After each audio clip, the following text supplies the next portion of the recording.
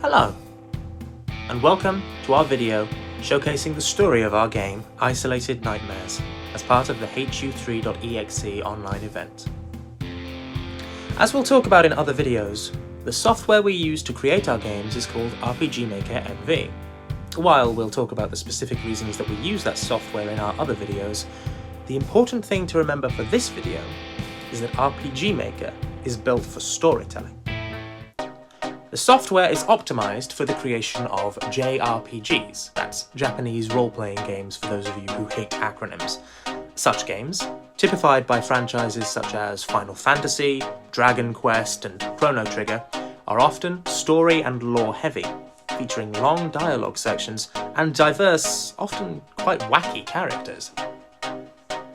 Underhull, the first full game made by our learners, was an atypical example of this kind of game. For though it has the wacky characters and long dialogues, it was mainly focused on comedy and absurdist plot elements, rather than storytelling. I'd been out promoting Underhull and things like that, and different events that we'd done, but had no real involvement in the development of the game.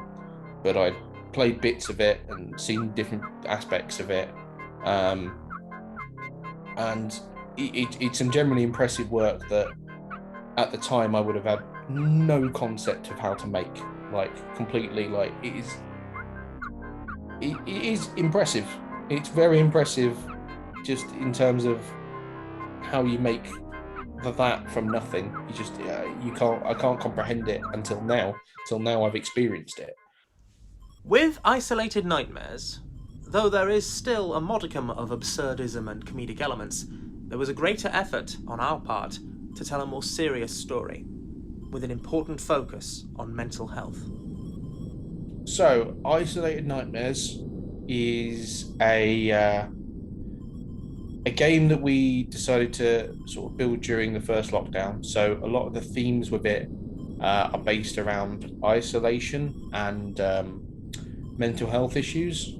So building upon that, it is a story of 4 young people, teenagers, who are suffering with a mental health issue and are transported into a varying fantasy world related to them, where they can challenge and battle personifications of their mental health issues in order to try and know how to better combat them. While there are plans to tell stories in other worlds, focusing on a variety of different genres, the focus of this first episode of Isolated Nightmares is the high fantasy world.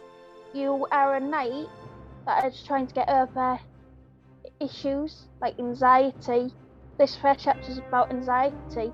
So you meet many people, face a dragon to allow yourself to get over this anxiety. Which, honestly, I love it. I think the storyline is amazing, and we've got so many hard-working members of the team. And honestly, I think you'll love it if you watch it. The first chapter that we're working on at the moment is a fantasy world where the main character becomes a knight who has got anxiety. And so they are traveling through the land, trying to defeat a dragon, which personifies anxiety. And it's about the varying steps he takes along the way in order to better combat anxiety and be better, know better towards the end of the game. With such an important focus on mental health, even told through this lens, it was natural that we had to take some time to discuss exactly how we would be approaching these topics. Mental health is an incredibly important topic to anyone in the youth work sector. It's not just important for our learners, but for the staff as well. It's something that we have to deal with almost on a daily basis. Balancing a sensitive approach to mental health with a fun game that people would wish to play is a very difficult thing to achieve. So I've mentioned a few times that we try to respond, to people and try to treat them. We treat our learners as people. They have valid opinions. They have got knowledge and experience that they can bring to projects like these. And we tried to work on a level playing field. How that worked within this project and how we came to mental health being one of the themes was really straightforward, actually. It was conversation around what should we do with this next game about. You know, it's early lockdown, first lockdown, and you know, we wanted to make a game. We thought, let's move the game design online. Let's see if there's an appetite for it.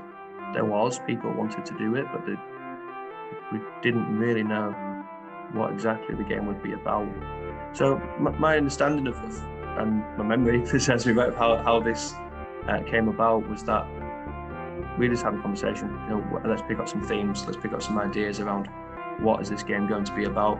And really, it was the initial group of learners that were working on that project that some of them were feeling these. Well, we were all feeling these emotions. We all have mental health.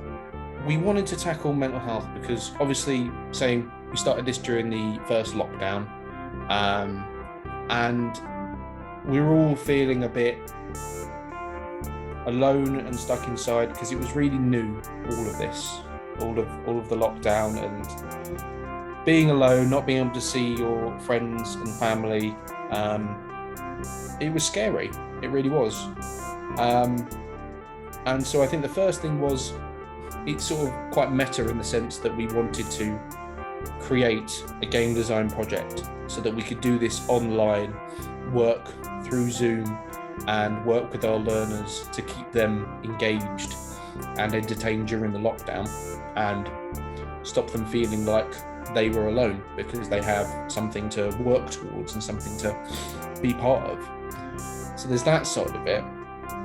And then that just sort of flowed into the premise for the game as sort of, yeah, as I say, something very meta of the reasons we're doing it flowed into something we wanted to promote and show off. That, you know, I mean, we are happy tackling mental health issues. We are, because we said from the very beginning we didn't want to sidestep anything or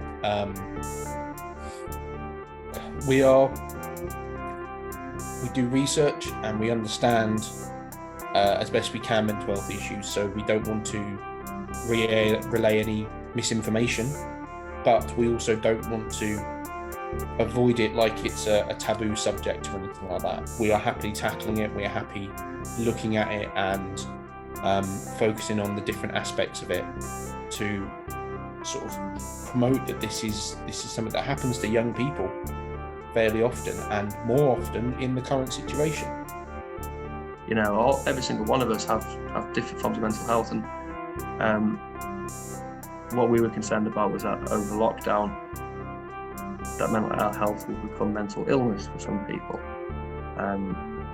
We've all had, I think most people over lockdown have had some levels of it, whether it's isolation, whether it's anxieties, could be little bits, or it could be a lot.